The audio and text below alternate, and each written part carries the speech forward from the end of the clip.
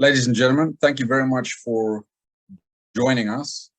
We have a number of participants from across the Atlantic, and it's my privilege to open this panel.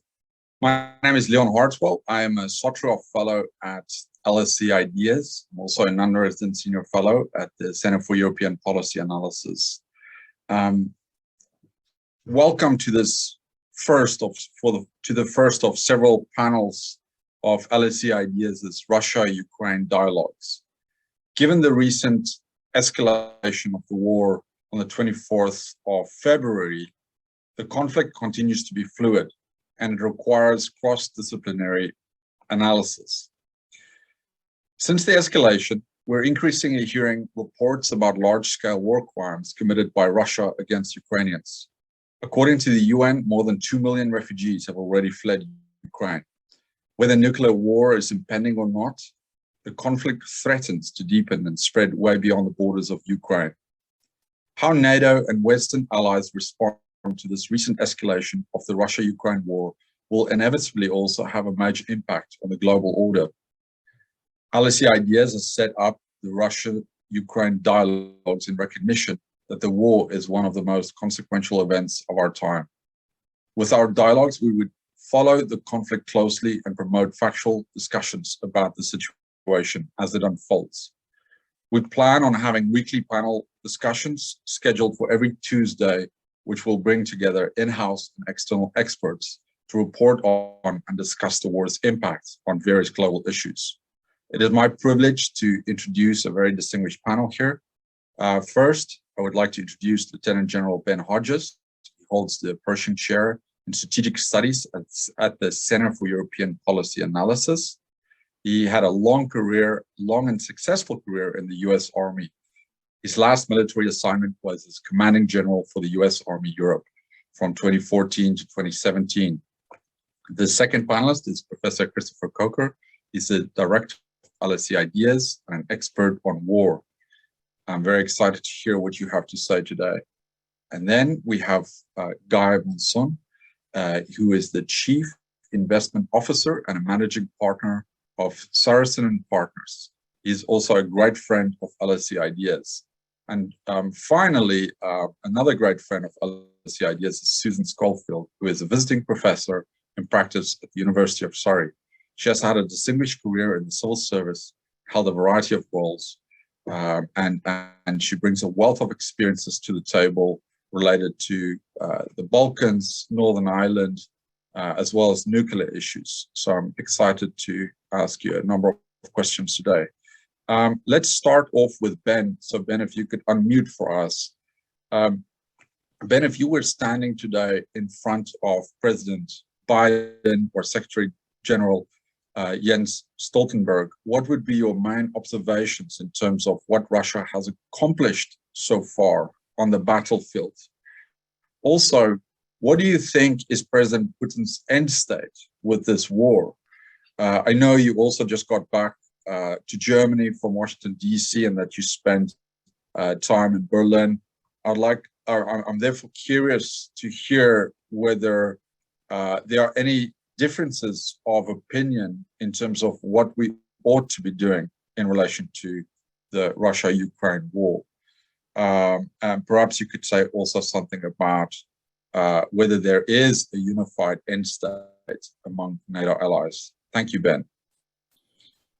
Leon, thanks for the privilege of being on such a panel with also with the kind of audience that you guys attract. So thank you for this. So I think if I was standing in front of those two gentlemen, they would think, oh my God, things have really gone bad if Hodges is now who we've got to turn to for advice and assessment.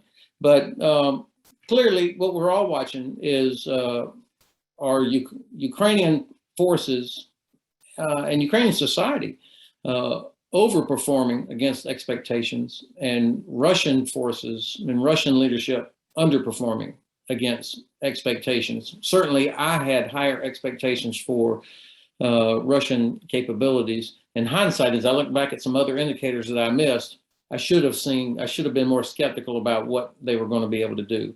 They clearly thought they could launch a rapid attack that would bring about the collapse of the Zelensky government, and then they could replace him with somebody to their own liking that would be willing to pull Ukraine back out of its move towards Western integration, the way Yanukovych did, actually.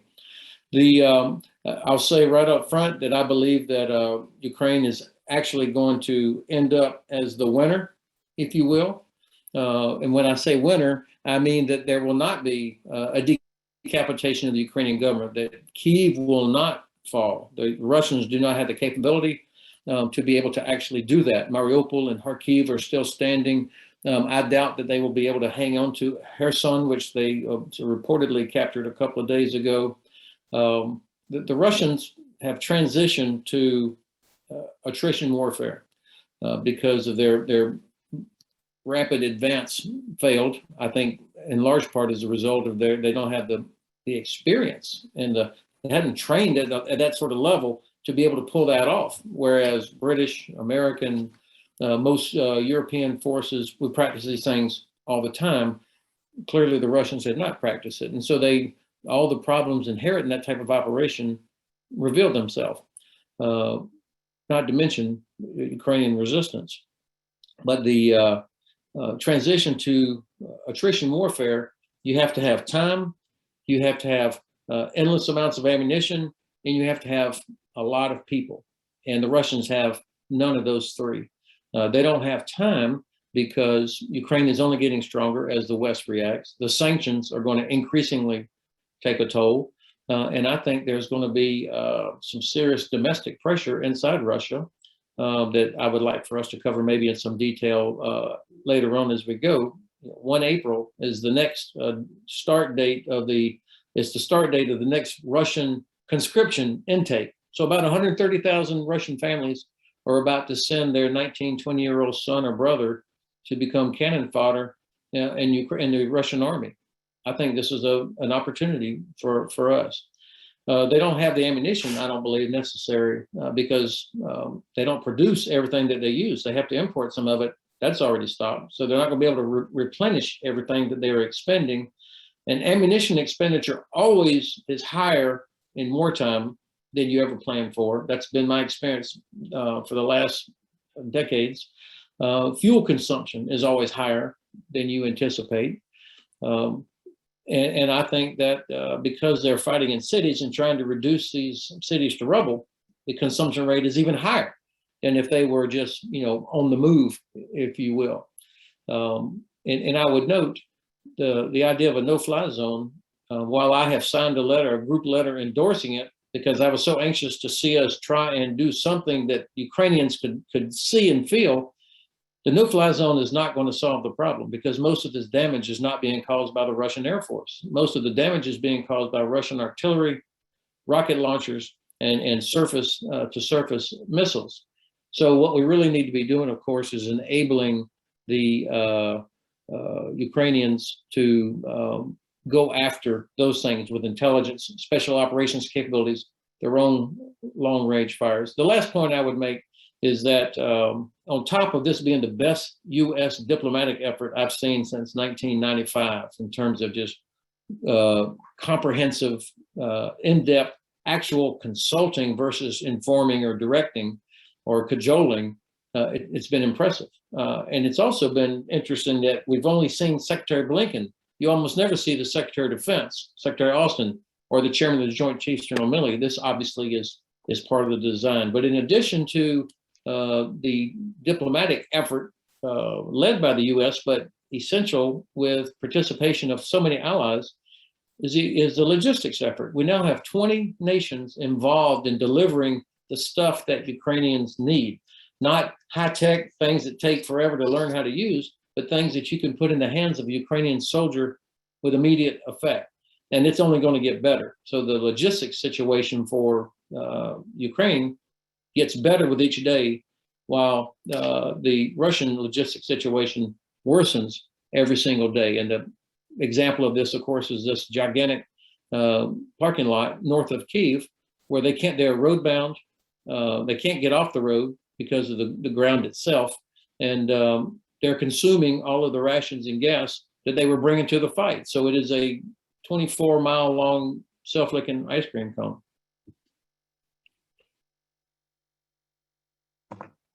Thank you, Ben. Those are great initial observations to kick off this discussion. I'm now going to turn to Professor Kokra. Please, would you share with us your initial observations of Russia's full-scale military invasion of Ukraine? What do you think went wrong with President Putin's plan? And also, could you provide us with some scenarios, given that you are very strong on military strategy? Thank you.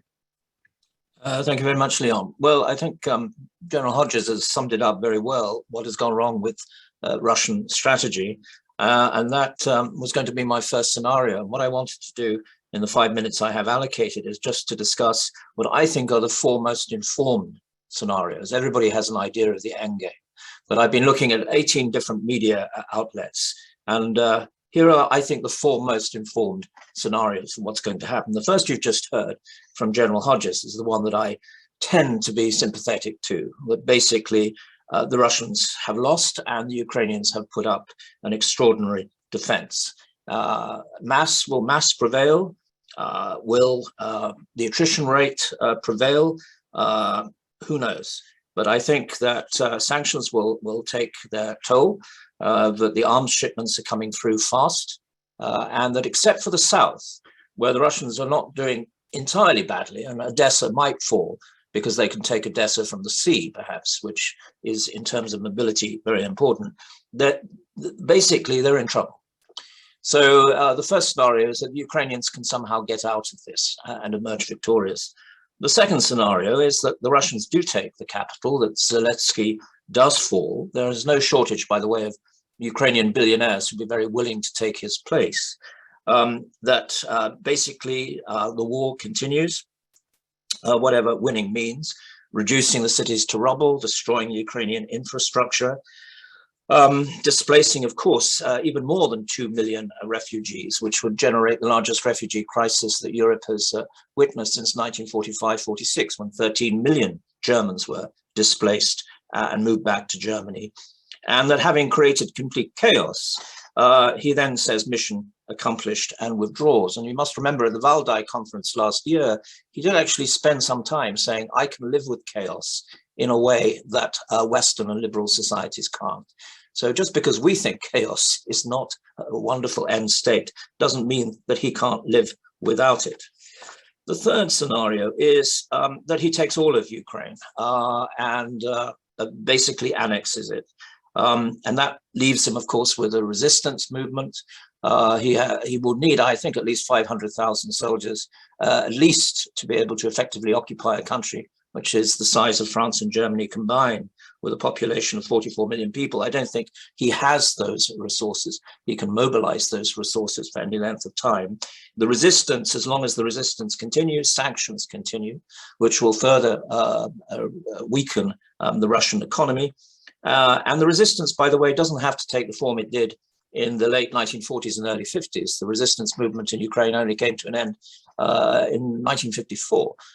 We're talking about 21st century resistance, cyber attacks, anonymous attacks, outsourcing. The Ukrainians outsourced, for example, they bought drones on the open market in 2014.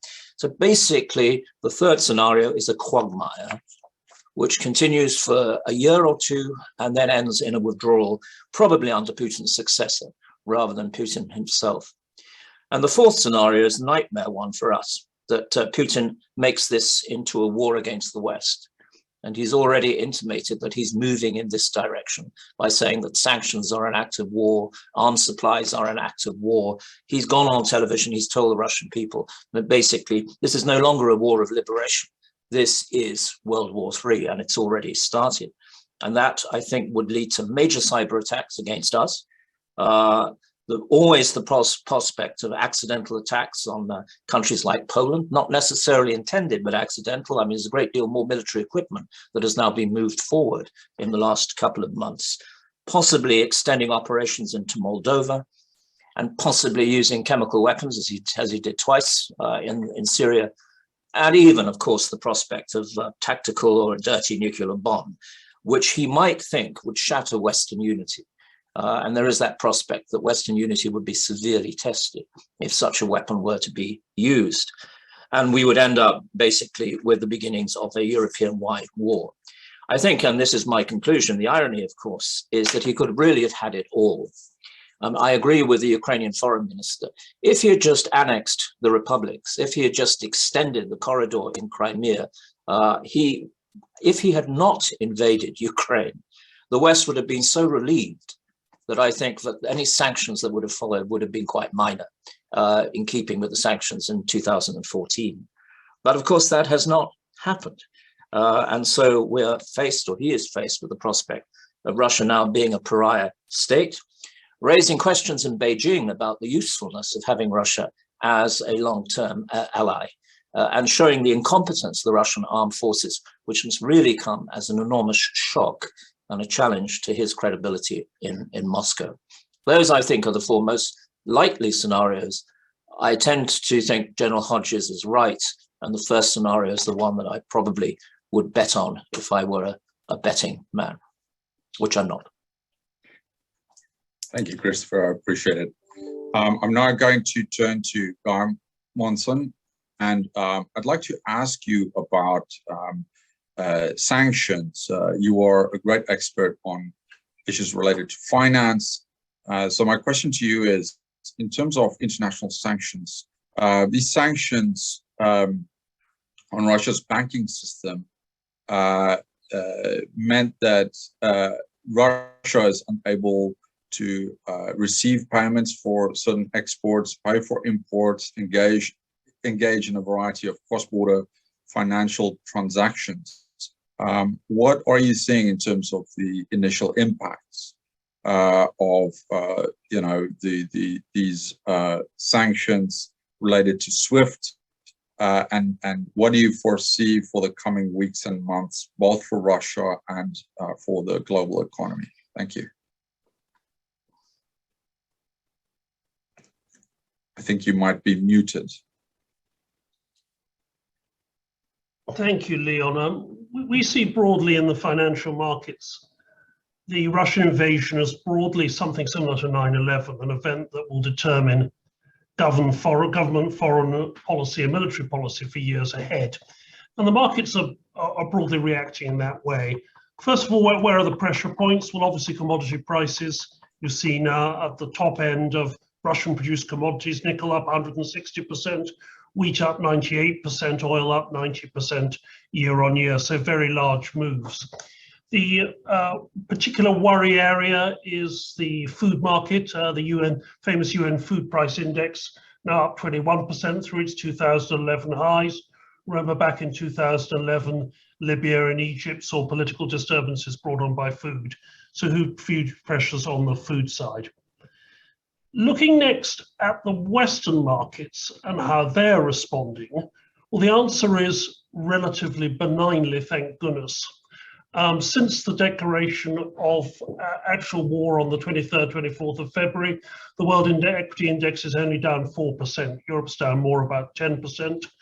Bond yields are off about 10 basis points, not much, and the dollar has appreciated only modestly. The impact is greater the nearer you get to the region, so the declines are more in Europe, but you're not seeing anything like the feed-through effects you saw, say, of a Lehman's crisis. In general, of course, inflation is high at a 40-year high, so there is an assumption that this war activity will make central banks less eager to tighten, and that, of course, gives support to financial assets. So barring the acute pressures in certain commodity markets, the West is actually quite robust to date. By contrast, the events in Russia are traumatic, and there I would definitely compare this to a Lehman's moment. The data is not good because many stock markets are closed, but the ruble is off 60%.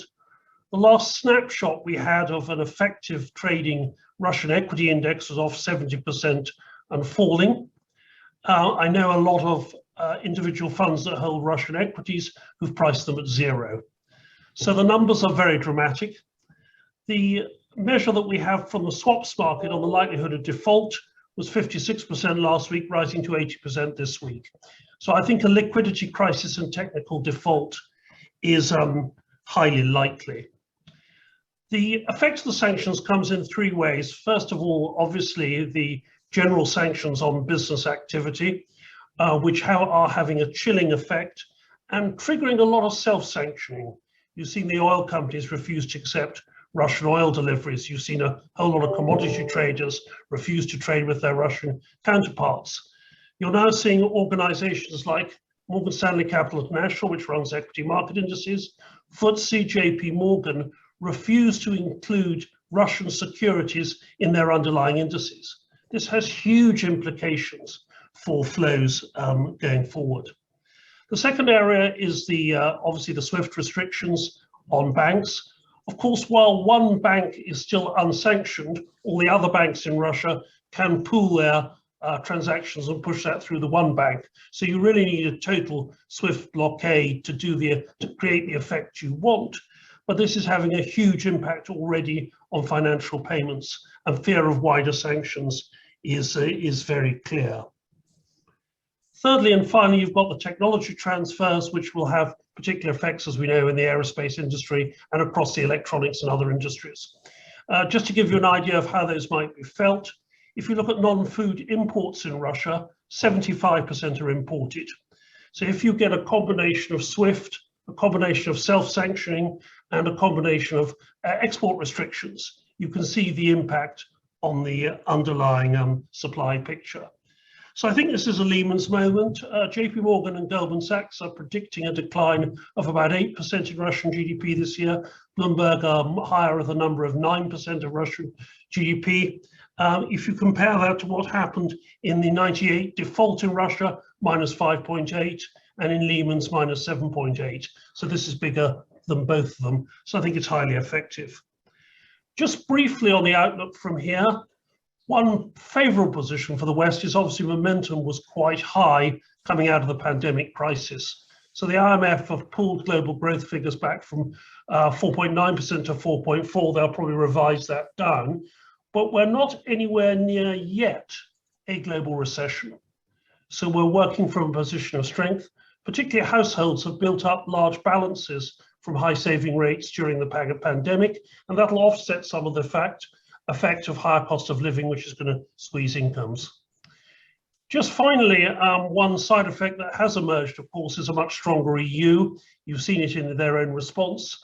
I would take particular note this morning of the decision to issue mutualized bonds to support the diversification of energy agenda and the defense agenda. Remember that for the first time in the history of the EU, we issued mutualized bonds of 1.8 trillion euros to fund the COVID pandemic effort. This is now a new program, potentially much larger. So as often we see in times of crisis, the EU evolves, and in this case, in a positive direction.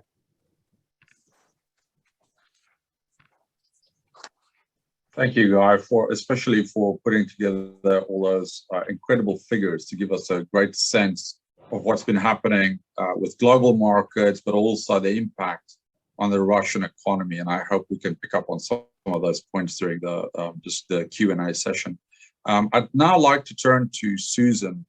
There are many things we could talk about given some of the issues that you've worked on. I'd like to talk a little bit about the scale of the refugee issue here. The UN says that we've already witnessed 2 million refugees who have fled Ukraine. And I think if we put that into perspective, when we look at the Yugoslav wars, for example, in Bosnia, during 92 to 95, I think there were 2 million people who were displaced in Bosnia during that period. So the scale of this crisis is extraordinary, and it has the potential, as Christopher also mentioned earlier, to be much greater than what we're seeing now during the early days of this escalation of the conflict. Could you perhaps comment about the humanitarian crisis that we're anticipating at this point? Yes, I will do so. I hope some of those scenarios don't come to pass. I do think that is actually quite an important influencing factor. I mean, at the moment, very strong support, particularly from Poland and other nearby states where the main refugee flows are coming. May that continue, and may those flows not be tragically attacked. If the finances of nations continue to be strong, if we are in scenario 1, which I also very much hope we are, I think then the issues will become, as we see, for example, in the UK, in terms of the difficulty of actually integrating, particularly people who have come from Afghanistan, who we've invited into the country.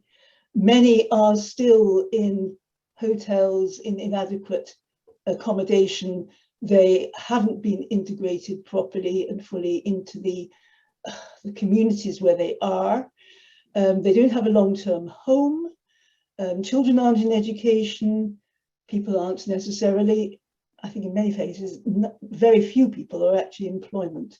So the country, UK, has not coped well with that really strategically very important sense of solidarity. Now, I get the sense that European nations in general have in some cases integrated people, refugees, much more effectively.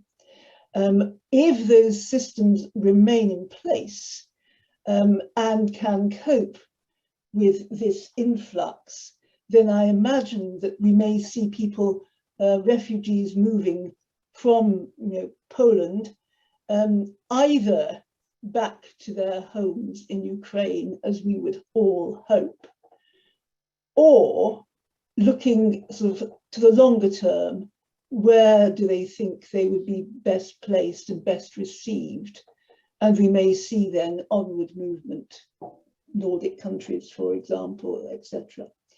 And in some cases, between those two extremes, we may well find that people would go to the neighbouring states, the immediately neighbouring states of Ukraine, from perhaps Poland. Now, in the very, very worst circumstances, I think this is going to be a key part of, were there any World War III, and for heaven's sake, please no, then I think there could be really devastating impact and a true humanitarian crisis on a scale not seen for a, well, very long time. Perhaps on that really cheerful note, given we're just at the introductory stage, I'll stop.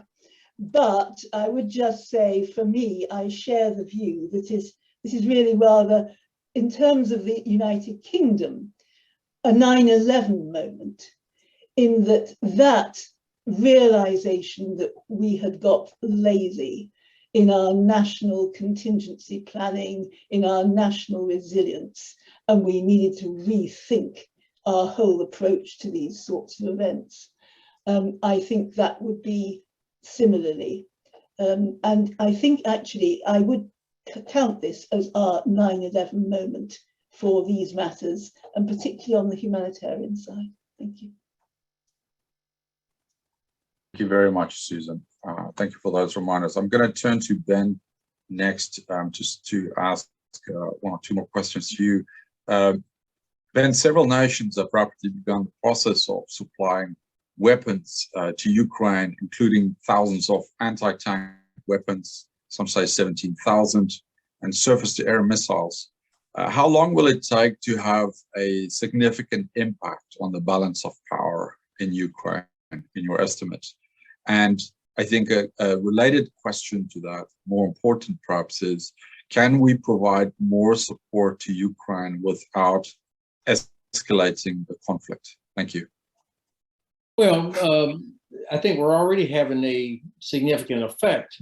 Just looking at all the videos of destroyed Russian vehicles that are out there. So clearly there's an effect, and I believe this is only going to increase the vulnerability of Russian supply columns. For example, I mean, the Ukrainians are very quick and very adaptive. I've witnessed this over the last 8 years, and I think that they are moving towards that big fat convoy like hungry wolves, whether it's special forces or territorial forces that are out there. Being in that convoy is not a healthy place to be. And my sense is that the availability of these kinds of weapons, especially the anti-tank weapons, is only increasing. The air defense weapons, on the other hand, we got a much later start there, which is unfortunate, but that's where we are. So Stinger and other similar systems are beginning to arrive. Those will be very useful against helicopters and drones. The Russian Air Force just has not been as visible as I had expected. That could be a number of reasons, out of force protection or maintenance, readiness. I don't know. I imagine Chris probably has a better sense of that than I do. But I think these weapons are having an effect already. Now, you asked me a second part of that question. What was it?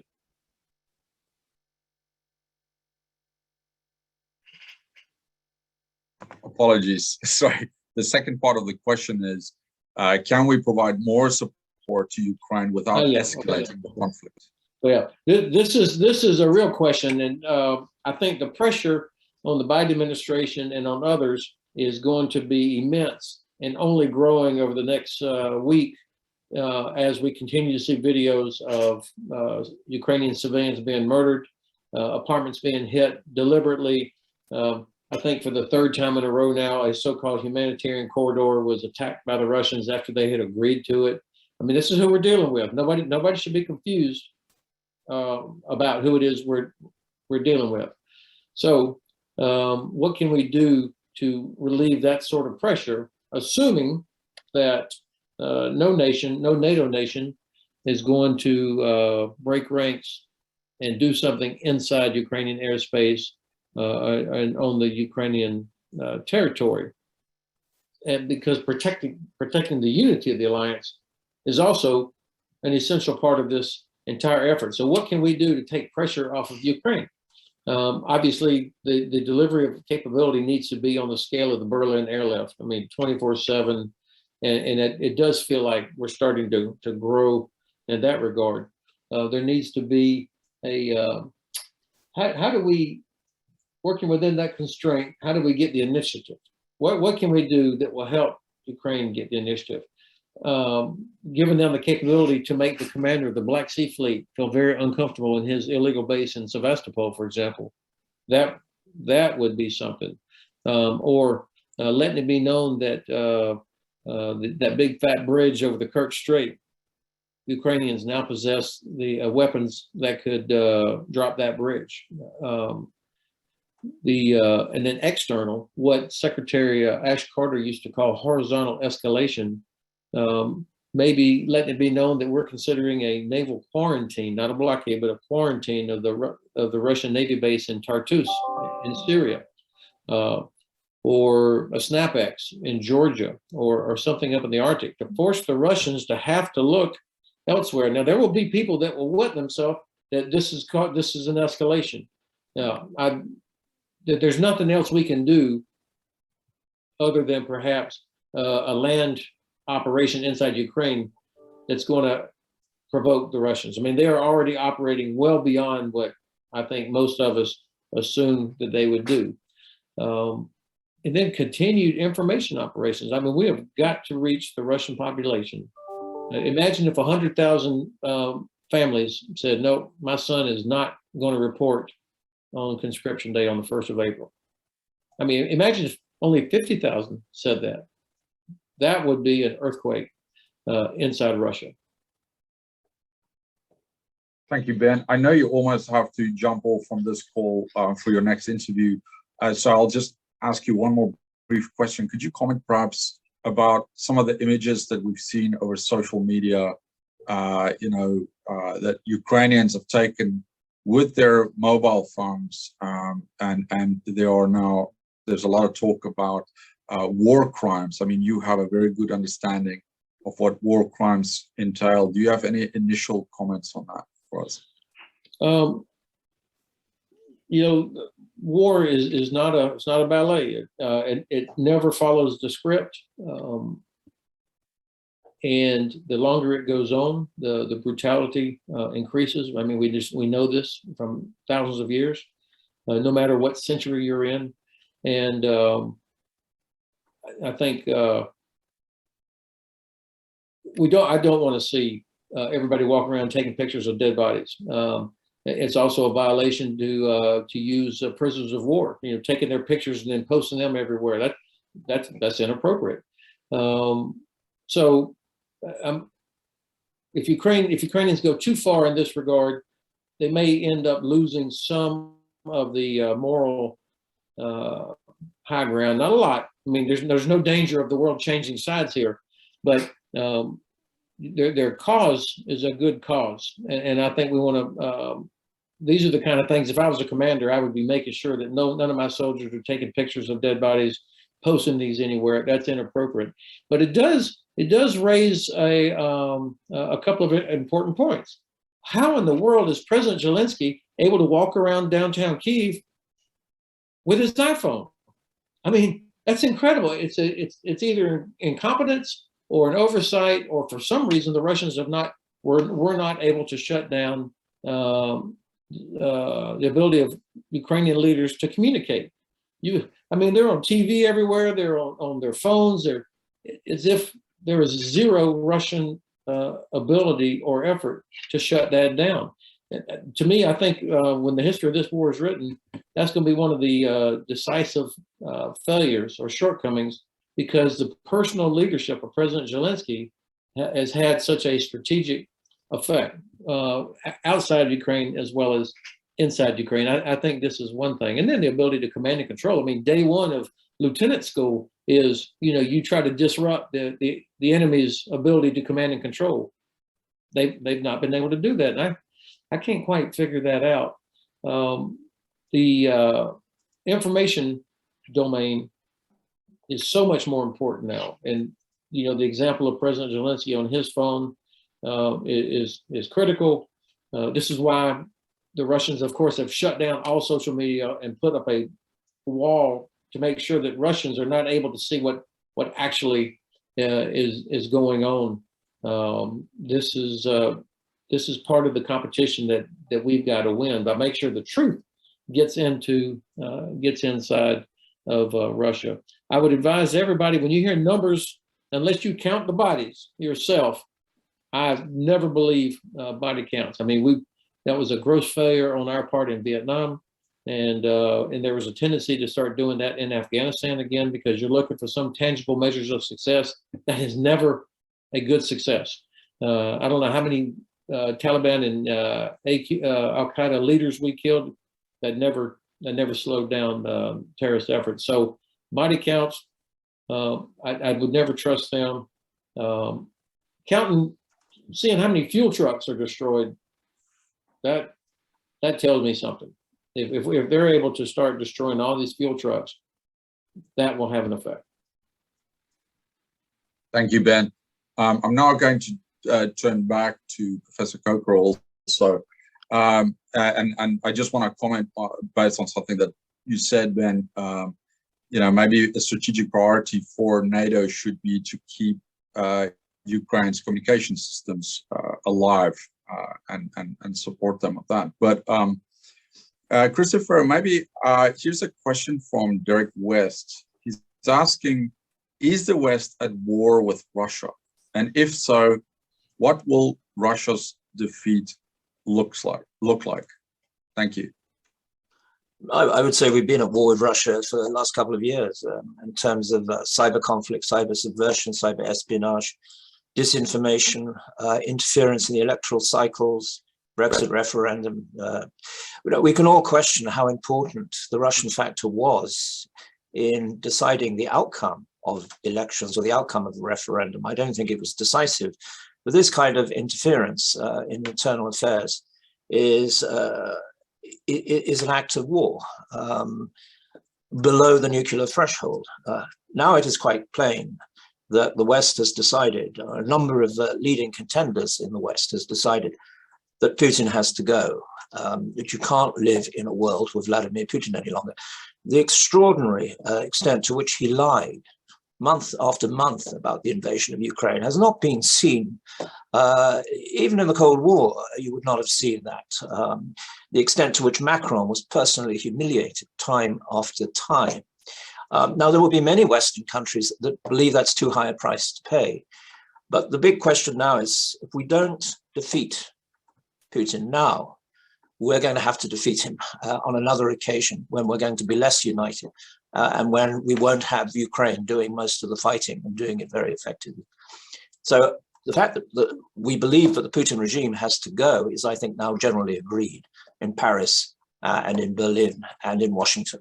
Of course, we're not going to do it in terms of invading Russia or staging or trying to stage decapitation. We're hoping the Russians will do it themselves. But the longer he is seen to be not the great strategic champion, the chess player that everybody thinks he is, he's a judo player. I mean, in judo, you win by taking advantage against your enemy. But judo is essentially a tactical game, not a strategic game. Chess is a strategic game. He's a tactician, not a strategist. And he's been let down by his military. We have to remember the reason why the Ukrainian military has done so well is that they sacked their defense minister after 2014. They decentralized their military system. They reformed their military system, brought younger commanders along. And unfortunately for the Russians, they're still stuck with a ridiculous and useless defense minister, a highly over-centralized system.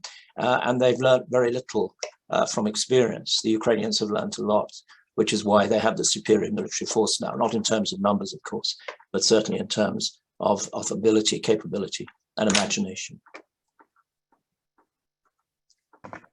Thank you very much, Christopher. I'll ask you another question while we're discussing this issue.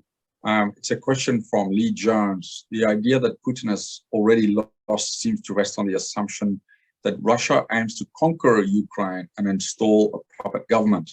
Is it not possible that his goal is to inflict serious damage on the Ukrainian military and then settle for occupation of Donetsk and Luhansk? How do we know what his minimum war aims actually are?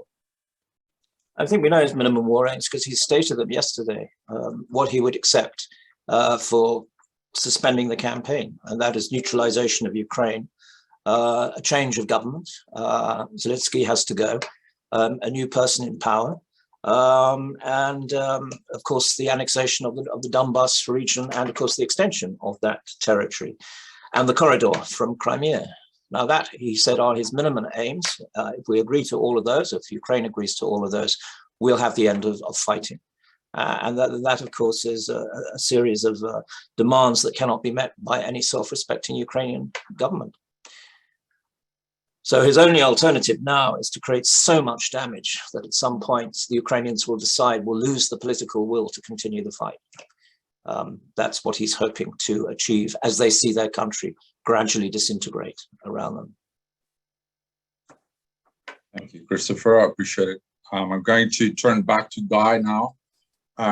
Guy, you mentioned there are a few loopholes with regards to the SWIFT system and the sanctions that are currently in place. Could you please elaborate on what else the international community can do to make this conflict more expensive for the Putin regime, to the point where continuation of this war would hurt more than ending it? Yes, in the immediate terms, the most effective decision taken so far is the sanctioning of a central bank. And remember, this is really exceptionally unusual and aggressive. And it almost looks as if this decision wasn't wargamed properly by the Russians, because they left somewhere around 50 to 60% of assets at Western depositories, which have effectively been sanctioned. So the first thing that where they could get relief is to turn to China. They've got about 13% of their central bank deposits in RMB. They could also ask China to buy off them their large gold holding for dollars to address that balance. So some mitigation of the freezing of central bank assets by the Chinese would be helpful. The elephant in the room, of course, is obviously energy sanctions. We've all been discussing this. It looks like the Biden regime will push to sanction Russian oil. At the present, of course, the move upward in price is far exceeding the move downward in demand. So the cash flow effect is still there. So it's a complex question, that. But of course, the world has experience with Iranian oil, and there is a possible model that this could be achieved over the medium term. But I think that is a medium-term goal. What else could the West do? I don't say it, but we're approaching maximum sanctions. I mean, we've just no historic experience of an economy operating under this measure of private and public restriction. It's far in excess of what we've seen in Iran. This will be the most sanctioned country in the history of modern sanctions. So I think just sitting back and waiting for these to take effect is a powerful strategy in itself. Now, of course, there's some debate over whether you should offer some relief from the most aggressive sanctions as a means of climb down in terms of negotiating with Mr. Putin, and that's entirely possible.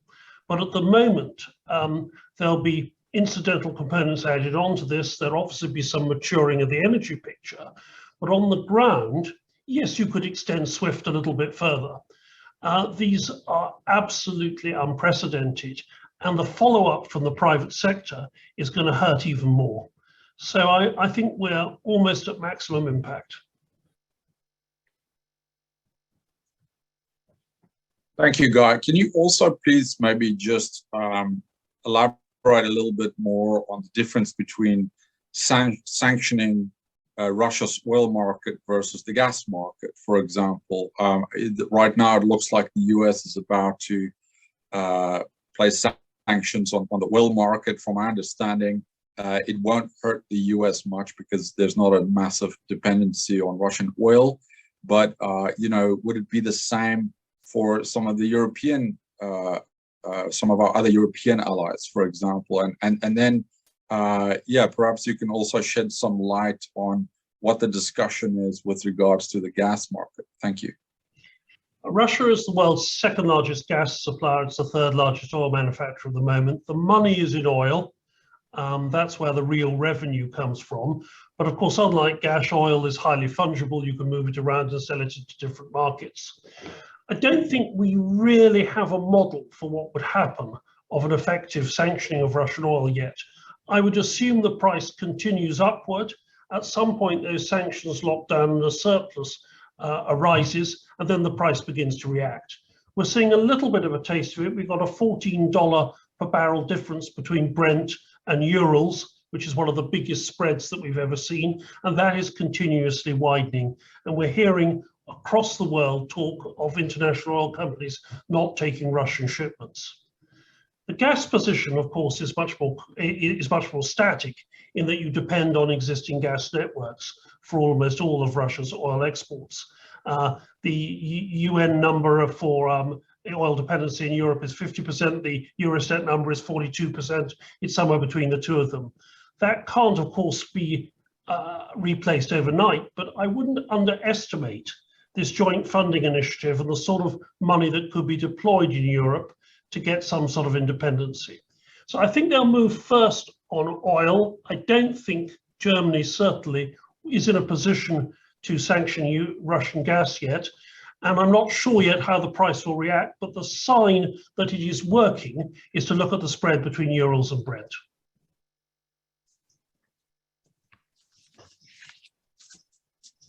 Thank you. Thank you for your insight, Guy. I'm now going to turn to Susan again.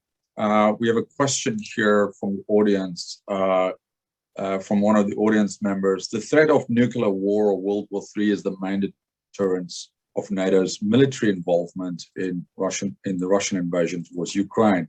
Even President Putin's threat worked in this war.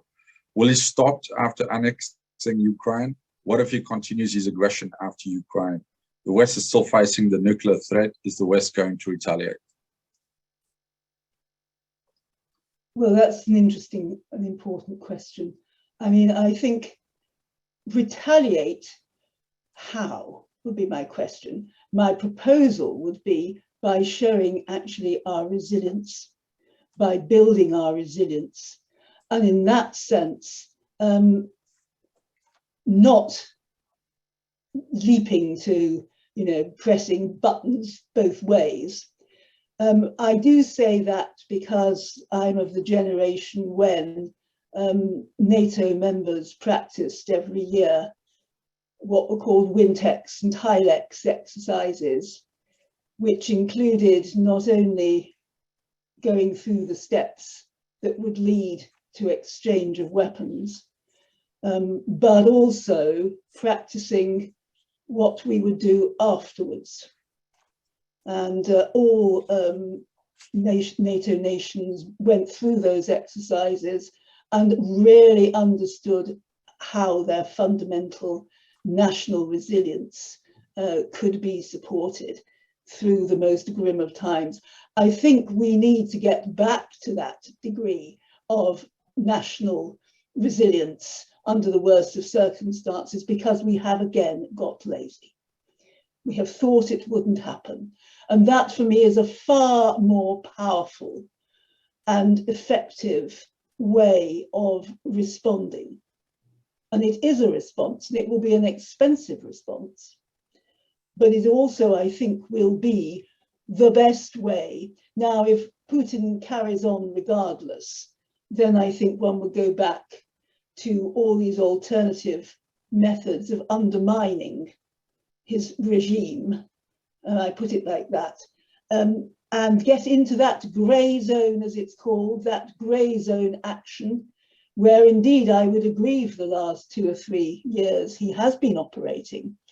I think we should ourselves operate in the grey zone, below that nuclear threshold, if you will, but in ways that can be absolutely, arguably, as if not more destructive, and specifically to the Putin regime, and unfortunately, probably Russia too.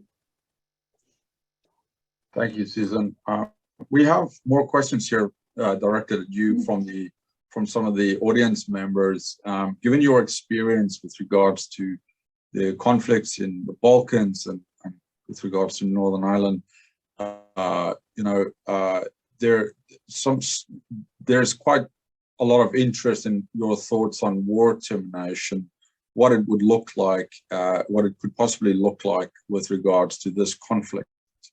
Can we really expect Putin to throw his cards in if Zelensky is winning? Why would he stop before he has a victory?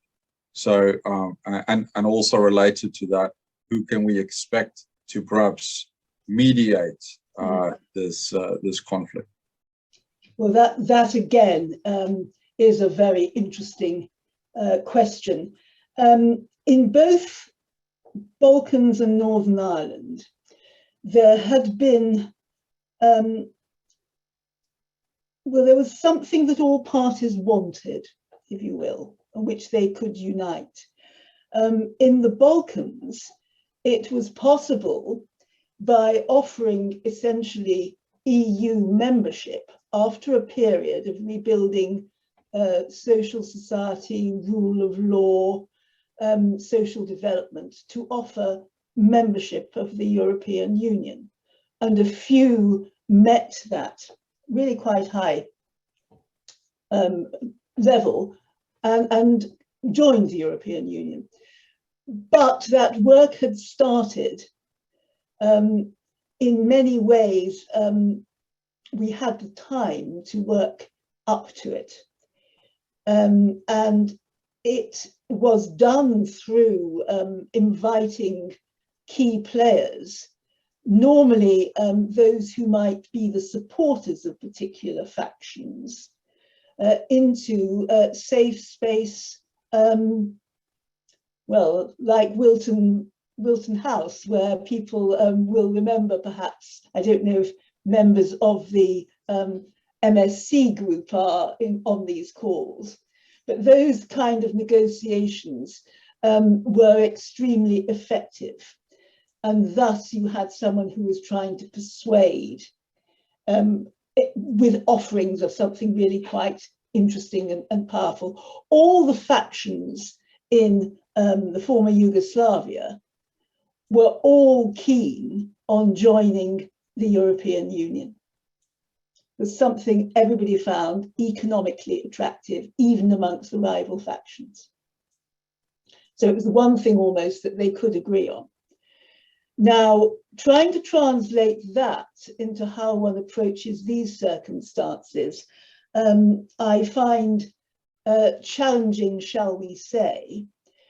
But usually the UN Security Council members here are very important, and the P5 plus, that is plus UK and France, the nuclear powers, they I think could play a role. Now, what happened and enabled progress in the Balkans was that China said that their vital interests were not involved, so they sort of abstained. So there were UN Council resolutions could be passed, so on and so forth. And there the Russians did take part, and they were the sponsors of the Serbs, if you will. So the sponsors negotiated amongst themselves and then negotiated with the parties. Now I'm trying to think of a parallel here. I mean, I could imagine if he would do it, President Xi could be quite important in this regard, and could show considerable leadership. So he has perhaps a choice. Does he align himself and China with President Putin and Putin's Russia, or does he play a different world leadership role? Now, I don't know, the challenge is in that in itself. But I do think who the sponsors are going to be, who will be doing the negotiation amongst themselves, will be a critical issue, getting those to come forward, those who might be effective. That I think will not happen swiftly. So there's again a question, how swift? Which is where I think it is very interesting, the war crimes issue, and already that the international criminal, the people are actually already engaging, and the president of the tribunal has actually said this is something that we are interested in taking forward. I think that is extremely important. Thank you. Thank you, Susan. And I want to thank all the panelists also for being part of this discussion. This is only an initial sort of icebreaker session to kick off one of many discussions on the situation in Ukraine and this war between Russia and Ukraine. Over the coming weeks, we are planning to do multiple sessions. We will do it on Tuesday at the same time every week. We will have general discussions like this one to kind of get a state of play of the situation, just given the fluidity of the situation, before we will dive into more specific issues. And I can imagine, based on some of the discussions, some of the points that were raised today, that we would move more into setting up panel discussions on more thematic issues, on specialized issues related to humanitarian issues, war crimes, sanctions, cybersecurity, and also the impact of this conflict on Putin's regime, to name a few. So on that note, I'd like to thank everyone again for coming, and we hope to see you back during the same time next week. Thank you.